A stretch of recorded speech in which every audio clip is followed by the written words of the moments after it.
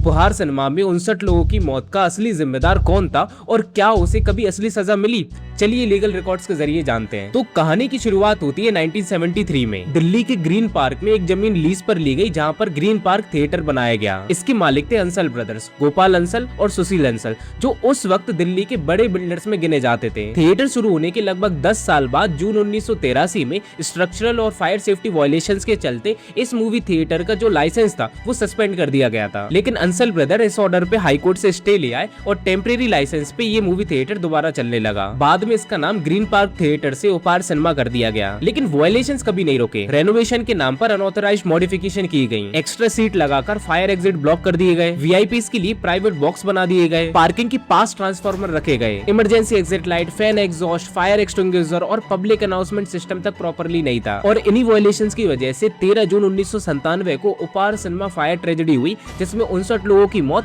और 103 लोग बुरी तरह घायल हुए। घटना के बाद 30 जून 1997 को विक्टिम्स की फैमिली ने AVUT यानी एसोसिएशन ऑफ विक्टिम्स ऑफ उपहार ट्रेजेडी नाम से एक एसोसिएशन बनाया, जिसने अगले 26 साल तक लीगल बैटल लड़ी। 3 जुलाई 1997 को इंक्वायरी कमेटी ने अपनी पहली रिपोर्ट दी। इस रिपोर्ट में सिनेमा मैनेजमेंट, दिल्ली विद्युत board, fire service, Delhi police licensing branch और म्युनिसिपल कॉर्पोरेशन को जिम्मेदार माना गया। कोर्ट ने अंसल ब्रदर्स और कई ऑफिशियल्स के खिलाफ नॉन अवेलेबल वारंट इशू किया। कई दिनों तक बचने के बाद 22 जुलाई 1997 को सुशील अंसल और उनके बेटे प्रणब अंसल को मुंबई से गिरफ्तार किया गया और गोपाल अंसल अभी फरार थे। पब्लिक प्रेशर के बाद केस को फिर दिल्ली पुलिस से CBI को ट्रांसफर कर दिया गया। 15 नवंबर 1997 को CBI ने गोपाल और सुशील अंसल समेत 16 लोगों के खिलाफ चार्जशीट फाइल की। लगभग 10 साल बाद 20 नवंबर 2007 को ट्रायल कोर्ट ने फिर अपना वर्डिक्ट दिया। अंसल ब्रदर्स को 2-2 साल की सजा सुनाई गई और 2.5 करोड़ का जुर्माना देने को कहा गया। उपहार सिनेमा के मैनेजर्स और दिल्ली विद्युत बोर्ड के ऑफिशियल्स को भी 7 साल की सजा सुनाई गई। 2008 में दिल्ली हाई कोर्ट ने अंसल ब्रदर्स की सजा को कम करके 1 साल कर दी। इस वर्डिक्ट को फिर सुप्रीम कोर्ट में चैलेंज किया गया, लेकिन 2015 में सुप्रीम कोर्ट ने अंसल ब्रदर्स के जेल सेंटेंस को हटा दिया